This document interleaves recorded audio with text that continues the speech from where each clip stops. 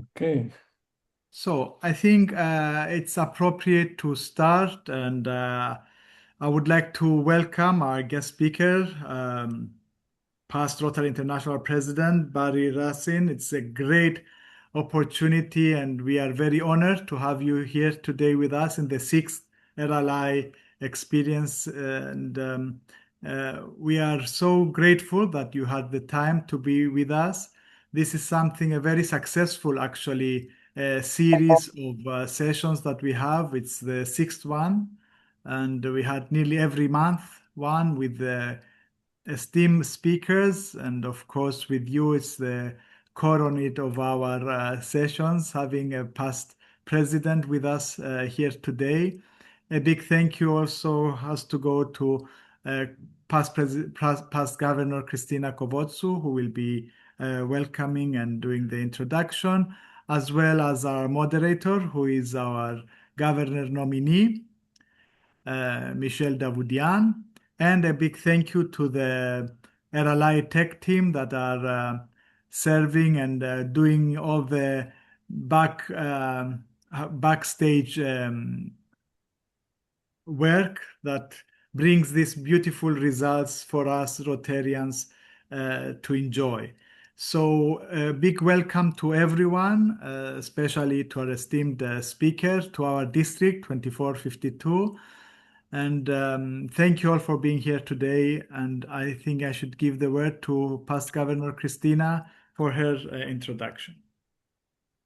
Well, as our Governor Peter mentioned, we shifted a little bit on how RLI is treated this year, and we thought that instead of trying to teach our Rotarians on Zoom, which is very difficult, even facilitating on Zoom is not nice, that we introduce Rotary personalities who have some motivational and inspirational words for us. So it's an honor to have a past Rotary International Director in the form of Barry Rassin, particularly because, if I'm not mistaken, in the year of Barry Rassin, there started to be a movement of exploring different types of broader administration in districts or in zones altogether. And we currently have two pilot projects, one in the United Kingdom in its form, where you have the freedom of being a singular member, and one in Australia, who I believe originally instigated this idea of having a different administration in the zone.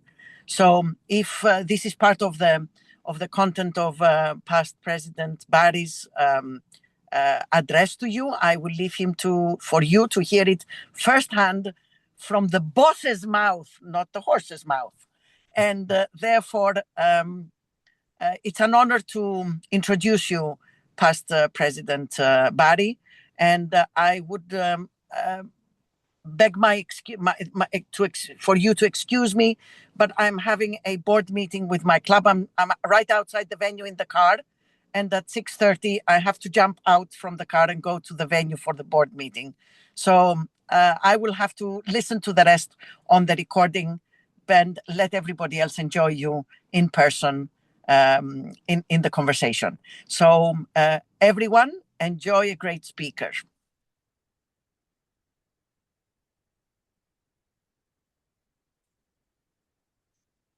What's happening, guys? Are we inviting Michel? It's your turn. Yes, I will. So it's my privilege to moderate this RLI experience and introduce Barry Rassin. Everyone knows him. He's a member of the Rotary Club of East Nassau in Bahamas, District 7020. And he has served Rotary with distinctions for decades in numerous leadership roles, including director, vice president, chair of Rotary Foundation. And as president, he asked me to be very short, so I will be short.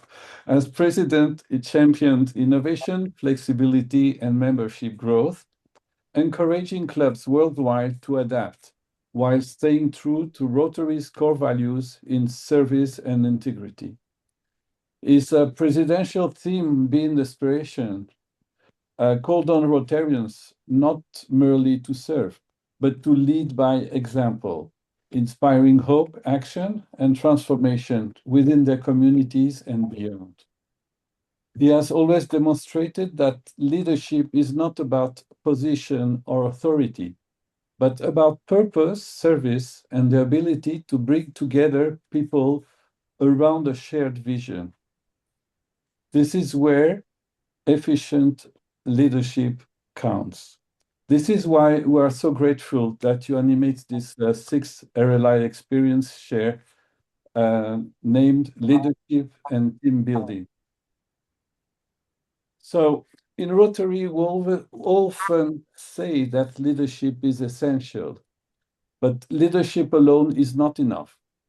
What truly sustains our mission is strong team building, which is the ability to transform individual commitment into collective impact. This is why today's theme, leadership and team building, resonates so deeply with our district and with the work of Rotary Leadership Institute. This is why also you are uniquely positioned to speak to us on this subject, not only from theory, but from lived experience at the highest level of Rotary.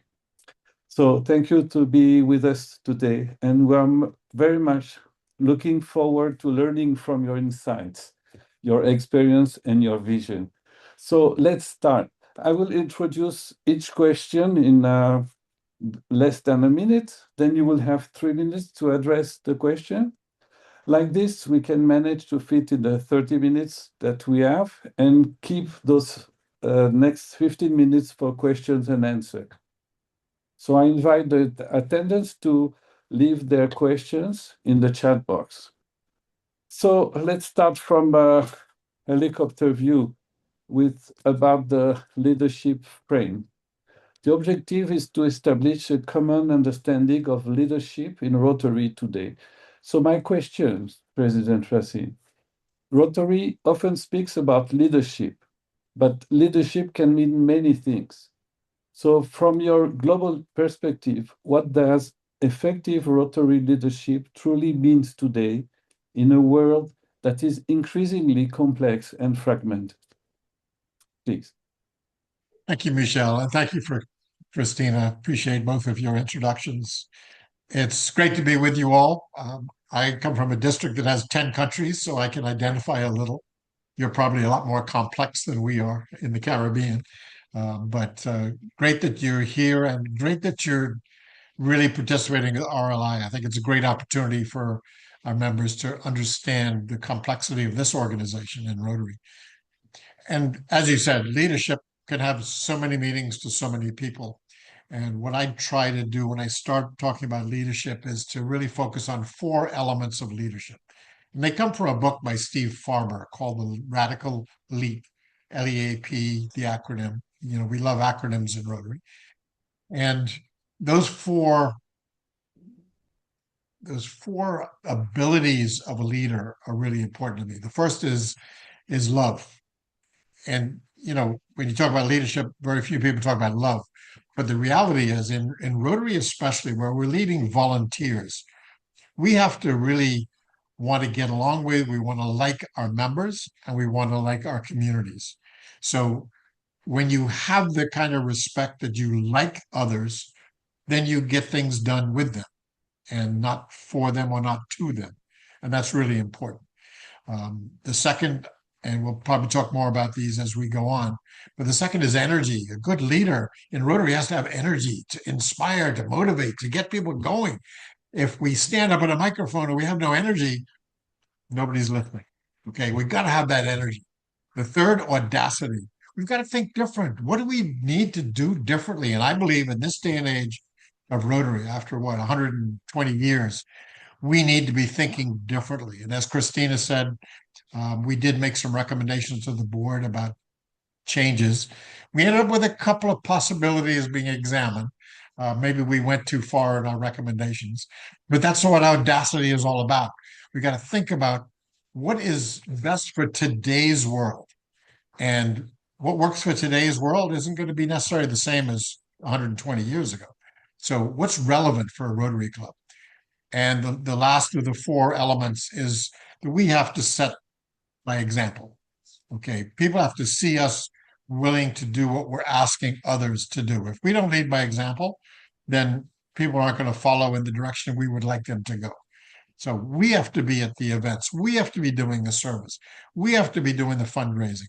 We as leaders have to show others how to do what we're asking them to do.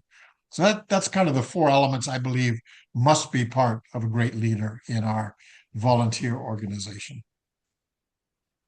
Thank you very much. This is very inspiring and leads directly to my second question, which is between leadership and management, because we have to shift from a positional leadership to influence-based leadership. So my question is, many Rotary leaders hold titles, but not all titles translate into real leadership. In your experience, what distinguishes a true Rotary leader from a good manager or a good administrator? To me, it really goes to working with the team. And in a corporation or a business that we're running, we can tell people what to do and they're probably going to do it. When you're a leader of an organization that's all volunteers, we have to leave our ego at the door. We can't be telling people what to do. We have to be inspiring them to do good things in the way that Rotary would like to see them done. We'd like to inspire people to understand the community, to be diverse as your district certainly is. And we have to empower others and allow them to do the job.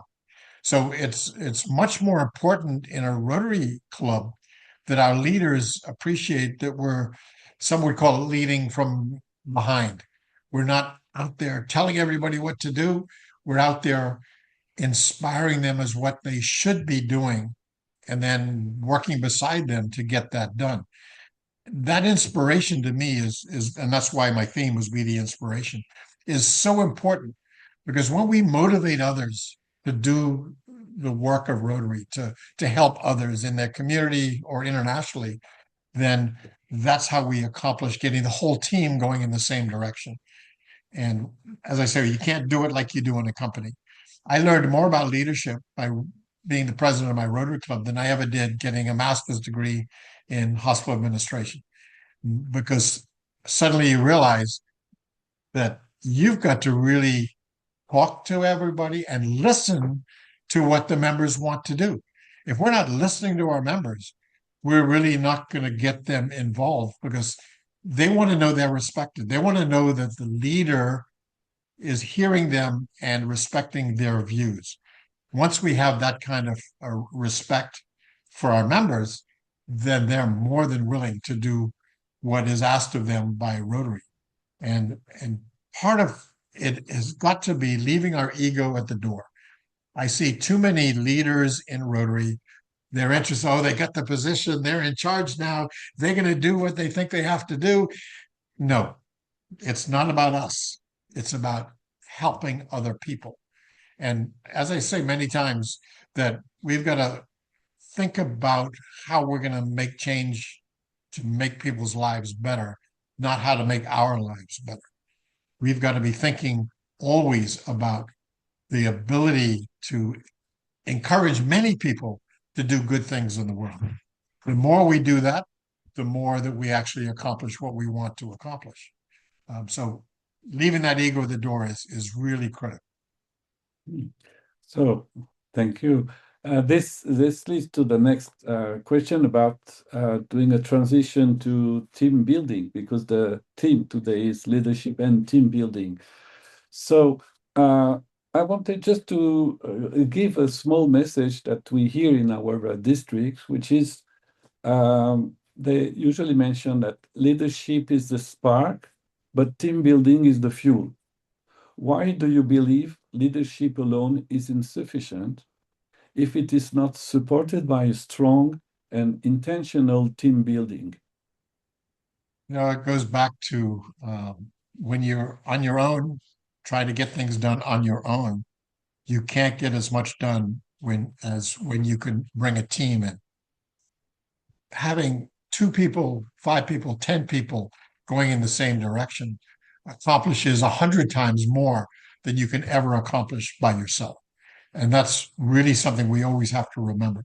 It's about bringing more people aiming in the same direction, going down the same road with all their various different ideas. That's okay. But with those ideas, you bring them together so that you go in one direction. I think that's what's really important. And that's why the leader in Rotary has to be working with that team. So you don't come to the team and tell them what all your plans are and what all your goals are. You come to the team and ask them, what are your goals for this Rotary Club? How are we going to take this together forward in the direction so we can make a difference? How are we together going to improve what we've done in the past? Every year, our Rotary clubs should be thinking, what can we do more than we did last year? Because we've got to keep doing more. We know the world needs us badly. Our communities need us. Our world needs us. And the only way we're going to really get to where we need to be as a global organization is that all of us try to do a little better every year. And we've got to remember as leaders to bring the messages of Rotary to our members. Too many members of Rotary don't even understand what Rotary is all about. They still think of Rotary as the club they go to every week to meet their friends. And that's good. I go because I want to meet my friends. But I also go because I know I want to make a difference. And it's important that our leaders remind our members that it's all about all of us, not just about 1 or 2 of us, not just about the friendliness and the fellowship that we have. We've got to think of our core values, all of our core values. Fellowship is certainly one of them.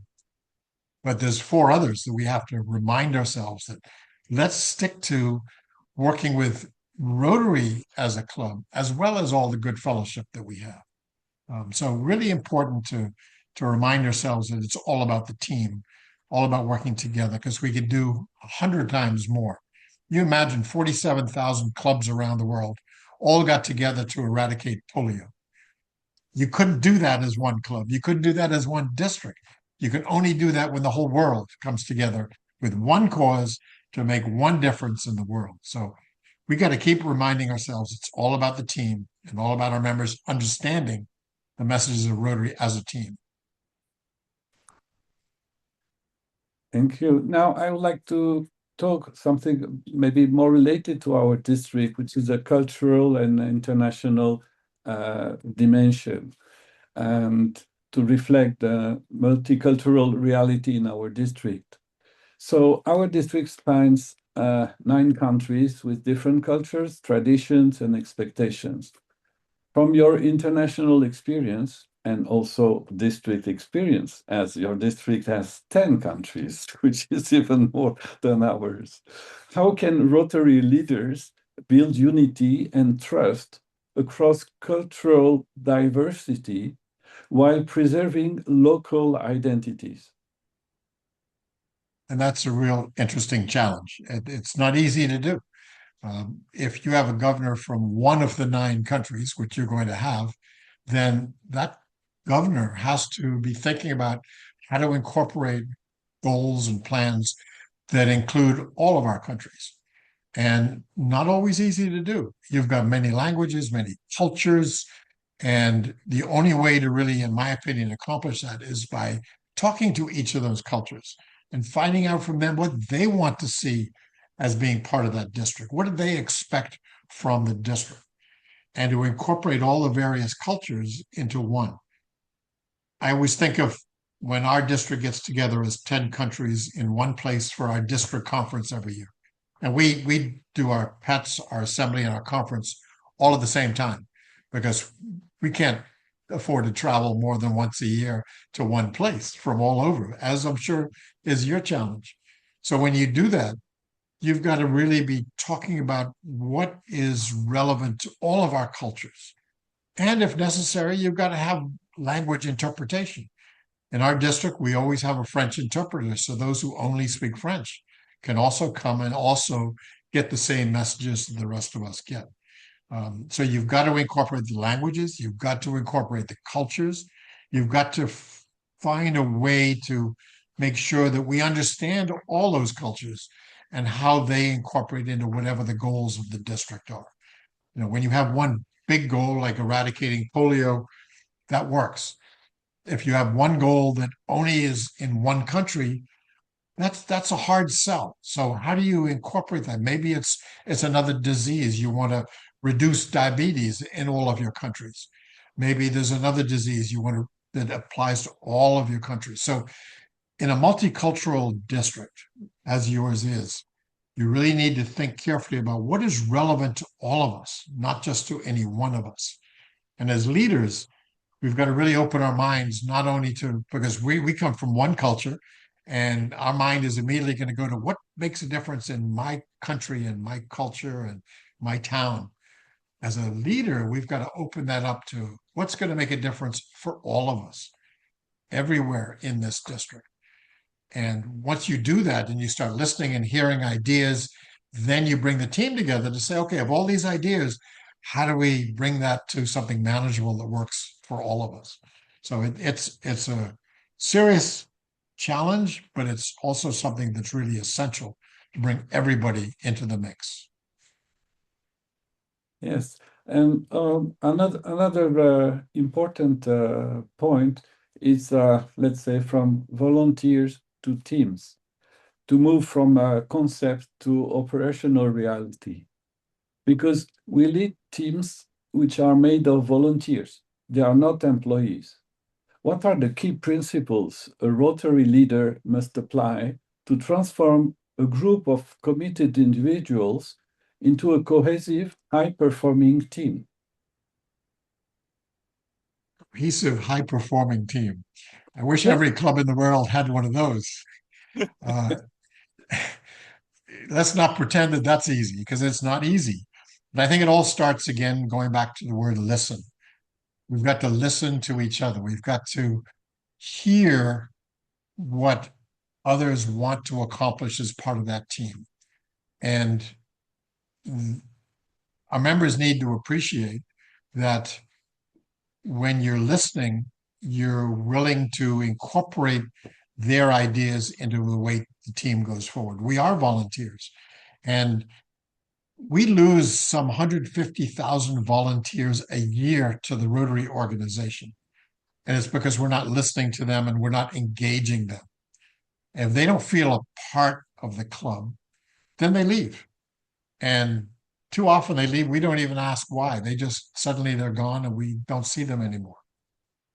As leaders, we've got to be thinking especially about the new members, but even the older members who've been there a while. Are we really serving their needs? Are we giving them a reason to come to Rotary, to every meeting of Rotary? If they have no reason to be there, why are they going to participate? Certainly not just because we tell them. Again, they're volunteer. They're giving up part of their life to be part of our organization. Well, we need to give something back to them. We can't just assume that, okay, they're here and they're going to be a strong member of the club. Some clubs are always looking for, I'm not going to bring anybody in unless they're a good Rotarian. We make them a good Rotarian by engaging them in what we do. We want to bring in a good person who fits our ethical needs and wants, but then we have to be a part of helping them to become a great Rotarian. When I first joined Rotary, I joined because I just wanted to be part of this group and tell them about my business so I could improve my business. Guess what? I learned within 2 years that that doesn't work. What works is me being a part of that group and giving them my ideas and my thoughts, and then being able to compromise. And once you do that, you start working, you get everybody working together, it makes a gigantic difference. So it's really, really important that we bring us together as one and not try to just focus on the individuals, but bring all the individuals together with one messaging. Again, a challenge, but something a good leader does. Okay, thank you. So you have also talked about the Rotarians who are leaving our organization. This is what I call part of the difficult moments, because we have difficult moments. And this introduces depth, realism, and credibility in our work. So team building is often tested during crisis, conflicts, or fatigue. When teams struggle or lose momentum, what behaviors should a Rotary leader adopt? And what should they avoid to keep the team aligned and motivated? Because we have difficult moments. Yes, we do. And certainly what we need to always be doing is showing our support to the members, to the team. They need to know we're there to support them. We're there to encourage them. We're there to inspire and motivate them. We're not there to tell them what to do. We're there to help to ensure that their personal goals are met as part of the team goals. So it's really important that we show that we are in support of whatever their goals are that bring us all together as one. So that support, that encouragement, that motivation, always important. What we need to avoid is pushing the members to do it our way. Okay, it can't always be our way. If you want the team to be successful, it's got to be the team's decision is the best way to do it. And the leader may not agree always, but they've got to talk it out, hear the pros, the cons. Sometimes you've got to do the SWOT analysis, strengths, weaknesses, and threats. And once you do that, then you bring together the group. And it's got to be group thinking at that point. Bringing the best from the individuals, but making sure the group is thinking. And if you try to push, it's like I said earlier, we've got to keep our ego outside the door. If we keep pushing our own ego in our own way, and this is what I want to accomplish, how many leaders do we have come in and the first thing they say is, this is what I want to accomplish this year? Well, maybe some of the room, that isn't what they want to accomplish. So maybe the first thing you do is come in and say, we want to work together to accomplish goals that we all have. So right away from the beginning, we show that inclusion. And once you show that inclusion, you show that we are going to work together as a team. People start to pay attention, start to listen, and start to believe that, wow, that leader has respect for what I'm thinking, what I'd like to accomplish. Then I'll have respect for him as a leader or her as a leader. And when you have that mutual respect, suddenly anything becomes possible. Kind of goes back to that audacity. How could we ever have thought of eradicating polio if we didn't bring a lot of people together who had exactly the same goal to eradicate the disease? That has to be so important to bring us all together. So we've got to keep showing our support and got to make sure we're doing it as a team, not as an individual, and leaving that ego outside the door. So the next step is developing future leaders. And RLI is a strategic instrument, in my opinion, not just a training.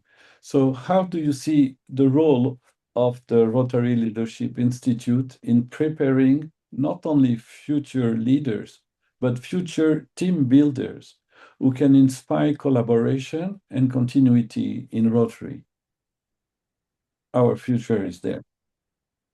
I think it's very important that we are always looking at those we work with, whoever's in the team. If you're president of a club, you're looking at all the members of the club. You're, as a district governor, you're looking at all the members in the district. And I say all. That becomes difficult for a district with 9 countries, because now you've got to see people in other countries who you don't see all the time. And you've got to identify, wow, that's a good person. They've never been given an opportunity to show their leadership, so let me try. And we've got to take risks sometimes. Too often a leader comes in and they appoint all their friends and all the people that they know because they know they're going to get the job done. As leaders in Rotary, we can't do that. We've got to be more willing to take a risk with those we don't know. but who we're told or we understand they're good people, let's give them a try to be a leader. And if we do that, we start to elevate good people who have not been given the opportunity in the past to do good things. And that's where we find the great leaders. I believe one of the weaknesses in our organization today is that we're not, as an organization, looking deep enough and giving enough opportunities to individuals to show their leadership ability. And because we're doing that, we're having a lot of clubs who've had the same president 2-3 times. We've had districts who are starting to get district governors 2 or 3 times. That means there's a weakness not in the leadership, there's a weakness in us looking at the depth of the organization, club or district. And it happens even at the international level. The directors who are getting elected, they're getting elected by a committee from that zone. Do they really understand all the members in that zone who have the potential of being a director? I'm not sure we're doing a good enough diligence about who all of our past governors are to make sure we're picking the best and not those who we happen to know and we know and we like. So we've got to do a better job of looking for good people who can be good leaders, even those we don't necessarily know. That's uncomfortable for a leader because when you're appointing your team, you want to make sure that you're going to be able to have a team you work with. But when you appoint a team you don't know, you're more uncomfortable. In Rotary, we need to have that discomfort so that we can really move forward with individuals who have the potential for great leadership. And yeah, sometimes we're going to make a mistake. Sometimes that person isn't going to grow as we would like, but let's give them the opportunity. With 1.4 million members in this organization, we have 1.4 million possible leaders who we need to give opportunities to. Let's keep doing that, please. Thank you. To end this panel and go to the questions, Osama, please put your question in the chat so that then we can reply to all those questions. It's very long. No. You will. Okay, thank you, Osama. So I want to end this panel on meaning and legacy and this impact. So looking back at your journey in Rotary, what lasting impact do you believe strong leadership and strong teams can leave, not only within Rotary, but in the communities that we serve, because we are here to serve our communities? Yeah, it's a very good question, and it's very difficult to answer, to be honest. What we have to look at is not, people ask me when I became president, what's your legacy going to be? And I really had no clue what my legacy was going to be because I hadn't planned on doing something that left my name out there as a legacy. I believe what our legacy is when we make our organization stronger, when the next leader is better than I was, that's a legacy.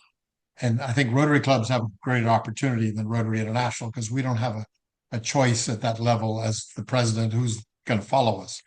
But as a president of a club, who are you growing to be a great leader? And when you leave and you know you've got the governor, governor-elect, governor nominee behind you, all strong, all working together, that to me is the legacy. Same with the district governor. You want a district that's got a long-term strength. Too often I see the district governor comes out, he does his own thing or does her own thing all year. And then what follows? A complete change of everything, which just confuses our membership. We need to be thinking long-term strategy as to why this club or district is not only strong today under our leadership, but also going to continue to be strong over the long term. And you've got 3 years to work with. And if we really sit down as those 3-year leaders, and sometimes you even get the fourth involved in that group, constant communication. In my district, although we're 10 countries, we have this conversation with all 3 or 4 of those governors. Every single Saturday morning, they sit and they talk by phone, by Zoom. It's easier today because Now we understand how to do it by Zoom and electronically. It works. And when they can have that conversation on a regular basis, they get to know each other, they get to understand each other, they know the direction that they kind of agree together on what that direction should be. And when they do that, then you're leaving a legacy behind where you know that organization that you've led is going to continue to be strong for the future. As president, I tried a number of things to help Rotary change in another direction. And some I was successful, some I was not. But that's okay. That's what leadership's all about. You got to try to do things.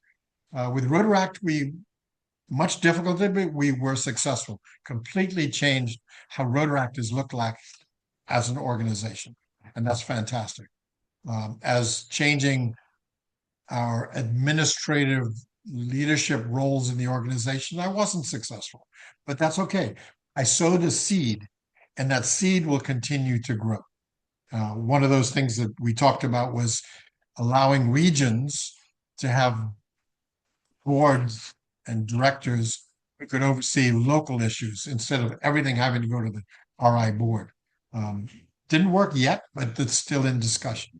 So we've got to have that willingness to make our organization strong with the team going forward.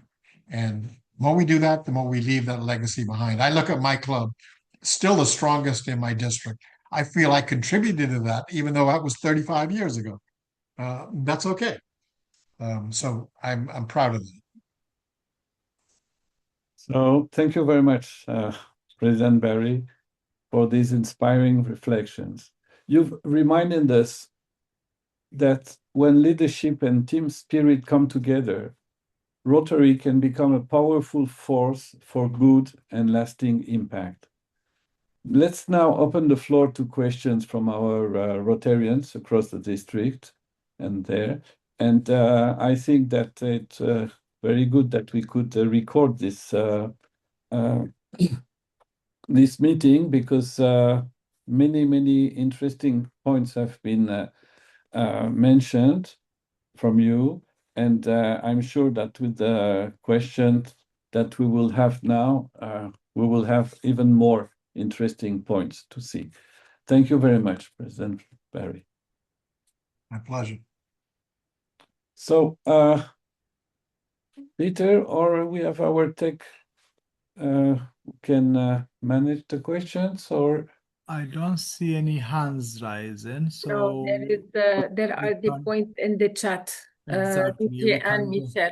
Also, Dear Sama, can you see the questions starting with the first ones and go through them? Yes. The first one was from Rotary Club Jumeirah, from Musa Al Sadoun. He said, how can we motivate very busy members to be involved in our projects? And that's a great question, because that is the key to having a successful Rotary Club. In my opinion, the way to do that is on an individual basis. The leader, the president of the club, and his team or her team must be talking to every member of that club and asking them, what motivates you to be a part of this club? What motivates you to work with us on our service projects or be here to be part of fellowship? And if we understand as the leaders of the club what they want to accomplish, they joined the Rotary Club, they wanted to be a member of that club. Do we know why they want to be there? Do we know what they want to accomplish? Are we just appointing people to committees just for the sake of getting committees done? Or are we asking people, what committee do you want to be on? Where is your passion for Rotary in this club? And once we can identify that, we understand that, then they're getting involved in something they want to do. They're not getting involved in something you want them to do. That's very different. And I think that's what makes the difference. If I have people tell me, oh, I'm too busy for Rotary. Yeah, I was a district governor, and I managed to finalize a bank loan so I could build a brand new hospital during the year I was governor. Actually negotiated the final loan from another country. I probably could have said I was too busy for Rotary. I was too busy for all the things that I had to do. But I did them anyway because I felt it was a priority, because I could see how I was enjoying and liking what I did, and it was relevant to our club and our communities. So we've got to make sure we do that sell, if you would, to have that conversation with each of our members. Because when they feel involved, they're going to stay involved and they're going to be there to work on projects with you. So I don't believe there's anything as such as too busy. When anybody says they're busy, it's because they don't make that a priority to do. So the busy has to include Rotary. And once we do that, then you've got your members all going in the same direction. Right. Yes. The paradox is that the most efficient people are always the most busy ones. So they can do good work. And one point that we do is we try not to give too much to one person. Otherwise, it will be overloaded and will not be efficient. So let's try to give only one small part in his specialty, and that will be very perfect. Thank you. Absolutely true. Yes. Okay, we have one more question, and then we'll go back to DG Peter, if possible, from the chat. Usama is asking, leadership is a very important issue inside the club. I believe it's an internal issue inside the club. If Usama can unmute himself and please elaborate on his question, if possible. Thank you, Samar. And thank you, Barry, for really a nice and a good presentation. And I believe that it all begins from the beginning, from the day one, the member of the club joins the club, and how we accept him. And why do we accept him? This is one. And we have to find the leadership inside him.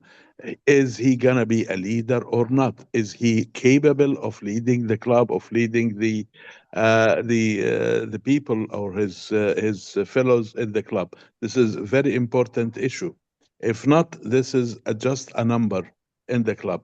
We fail sometimes to do that, because he will be one of the future people of the club. We should have inside the club 2, 3, 4 people who are there for a long time to see all of this and to enhance the leadership and the teamwork of the members of the club together. If we don't find this, we cannot find the right person to be the next president. And I believe that also the member who comes to the club, he should not be in one committee. He should revolve. He should go around for 2, 3 years and be in a different committees to be able to manage the club in the future as well. This is how you can keep your club going for a long time in efficiency and strength. And this is exactly what I want to elaborate on, and I want your opinion on it, Barry. Thank you. You make very good points. As soon as we bring a new member in, we have to start to engage them right away. That 150,000 that I said leave every year, they leave within the first 2 years. And it's because we have not engaged them. We haven't brought them in to be a real part of the club. They didn't feel a part of the club. So yes, we've got to start right away to find out, why are they there? What do they want? What committee do they want to be a part of? And you're right, we have to get that exposure in different parts of the club. If somebody's only been on the fellowship committee and they end up as president of the club, do they really understand how the club's community service works? Do they really understand how the Rotary Foundation works? So a good president is going to have a good background of what Rotary is all about. And as a personal feeling for me, I think one of the best jobs in Rotary to learn about it is being secretary of the club. You tend to start to learn the rules, you learn how the club functions, you learn how Rotary functions, and that really gives you an opportunity to develop into a good leader. Our club, being a big club, we have to go through, 5 years?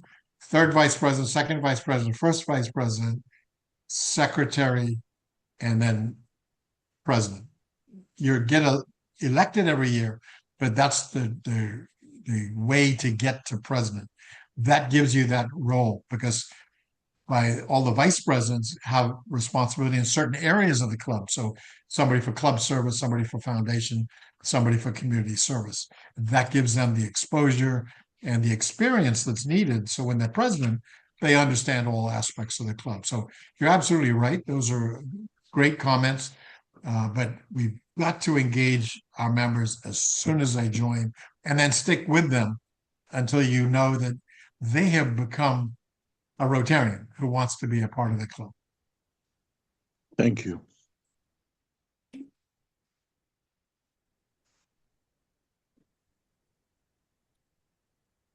Okay.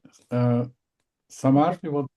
Yes, there are two more questions, and there is one from DG Peter. DG Peter, you want to ask your question now? It was not a question. I was going to add something. I was going to say that based on everything that's been discussed, our most valuable asset in Rotary is the member. So that's what we have to take care of. And as leaders, we need to elevate them. That's what raise them up and teach them through Rotary. And what I always say when I do a new pinning, I always thank the new member for choosing Rotary to do their service, because it's very important that we appreciate someone taking the time from his free time to join Rotary to do his service, and we should show it to them and make them feel like they are involved and make them proud of joining Rotary. I think we should take one question, some or more. We are already running late, I think. I don't want to keep... We're on time. Okay. Just I don't want to keep President waiting, or if he's busy. Okay, Michel, you have two more questions. You have them on the chat already? Yes. Okay. I will have to... I've read the questions. Okay, great. I think I could easily respond that combines the two. You know, what I found as president is that I needed to know every member of the club. I needed to personally shake their hand, look them in the eye, and ask them, why are you here? What would you like to accomplish this year? Now, we have 150 members in my club, so it takes time. And I did that before I actually became president. And I think that personal touch, that not only respecting them enough to shake their hand and look them in the eye, but ask them, how do you want to be involved? Start to build that friendship you may not have had in the past. That gets them start thinking about how they want to be involved to work with me. And once they're working with me, then we have the team going. So I think that personal touch, and even as a new member, I recommend to new members what I did. I'm an introvert, okay? It's not easy for me to go into a room full of people and just sit down and chat. So I got a list of my club members, and every week I made it a point to meet 3 new members. And I would sit at different tables, not at the same table every week, so that I could get to know who's in the club. When you get to know people, when you become friendly with a person, it's a whole different relationship. If you never actually sat down and had a chat with a member of your club, you're not going to get to know them. They're not going to feel any affinity to following your leadership. To me, life is all about relationships. And in Rotary, volunteers, we must have those relationships. And sometimes, I shouldn't say this, but sometimes you don't like everybody there, okay? That's a reality. We're all humans and we all have different traits, but that's okay. Even those we have to sit down and chat with and say, look, we may not have always got along, but I want to work with you, and how can I help you enjoy Rotary? When we do that and we involve and engage our members, that's how we become successful as a club, as a team. And I really urge our leaders in our clubs to ensure that we are bringing the members together as one by knowing each other, by having those relationships. And working together makes it a whole lot easier once you're able to have that kind of relationship. So I wish you all the well. You guys are doing a great job. RLI is really important tool for Rotary. And I couldn't be more proud of you for using RLI as a tool to really help your membership grow and develop, because that's going to make our organization stronger as Rotary International, not only as our district. So thank you all for what you do. You're welcome. DG Peter, if you want to say a word, because I know that you have to leave the and I No. Well, okay, just to be honest, my daughter's birthday party is downstairs, and they are actually waiting for me to blow the candles. But as we Okay. said before, we have to see priorities. And since Rotary is part of my life, and I'm the fourth generation Rotarian, and my daughter is the fifth generation as she's an interactor, we take Rotary seriously. And this is part of the leadership in my family. If we take it as an example, it's the way that the beauty of Rotary was transmitted from, let's say, not a Rotarian superior, but from my family's side. Also, we have to know that if we are in a family, we have to talk about Rotary in a very good way to promote it and bring our families into the Rotary family. What our past Rotary International President said tonight was exactly what we need to understand and do in our clubs, in our districts, even mentioning about having the connection of the governor nominee, the governor elect. This is what we cherish because I regard that we have a very good relationship, especially with Governor-elect May and Governor nominee Michel. And this is the beauty of bringing people together, serving for the same purpose. And the biggest two words I have to keep from what our president said is the leaving ego outside, which is something that we need to remember every time and always look at the perspective of someone else before we take a decision of what he said. If we get misunderstood or anything, always think of their perspective. So egos have to be outside the Rotary room and to listen. I always, when I put the word listen in my presentation, is with the biggest letters that I can use, because we need to listen very carefully to everyone, especially our members. And I listen more than I talk usually. Okay, sometimes now as governor, I talk more than I listen, but we need to listen. And only by listening and understanding others, that's when we start to creating connections and leading our clubs in better places. I need to thank everyone, especially past President Barry Rassin, for this beautiful, really, honestly, it was such beautiful hearing these words from you tonight. Honestly, it makes us all feel so proud that we belong in this organization. We have people that think and talk about Rotary in this way. And of course, DGN Michel, past Governor Christina, and the team of the RLI, I'm very grateful for everything that you've done, especially today's meeting, but also through everything that's been going on with the RLI this year.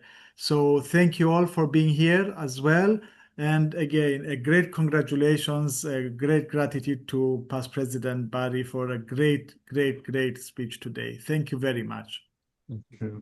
And if you allow me, I would like also to thank you, President Barry, especially that being the Rotary International President, you have focused your talks on our clubs, on our members, and on what we will actually do on the ground for our communities. And this is very important. Leadership starts from our club. This is the kernel of what we do. So thank you very much. I think we have been blessed by your presence and your talks. And thank you for your time. Thank you, and thank you all again. Appreciate Thank it. you. Thanks for what Thank you you. do. Thank you, Barry. Have a nice day. Thank you, everyone, and lovely evening to all. And enjoy the rest of the week, I guess. Thank you, DG Peter.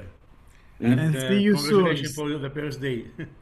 Thank you. And see you soon. Well, Yeah. my Armenian friends and Georgian friends, I'll be there in a week's time. Yes, And I hope the weather gets a bit better because I heard it's a bit cold there. yes, but it will be better. Yeah.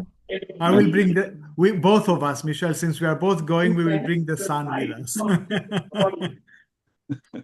That will be very good. Looking forward to that visit. Yeah. Great, Devanand. Looking forward for the RLI and for being together. Yeah, thank you to you all. It was real nice to be part of this session. I think it was quite interesting. I learned a lot. Thank you. Good night, everyone. Goodbye. Goodbye, Bye-bye. Peter. Peter. Bye. DG.